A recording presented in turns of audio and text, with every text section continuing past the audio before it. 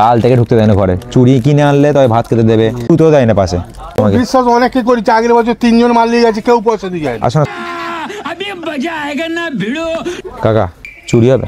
চুরি চুরি চুরি চুরি চুরি, হাতে চুরি, হাতে যে চুরি পরে চুরি কার হাতে? আমার বইয়ের হাতে। না এলে হবে না, মাপ দিতে হবে। আমার বইয়ের, আমি বলছি মাপ এরকম, হাতটা এরকম সরু সরু অত সরু না, তারপর হাতে হবে না, না বড় হবে না ছোট হবে, ওরম ভাবে যায়। আরে আমাকে বাড়িতে ঢুকতে দেয় না আজকে, জানো?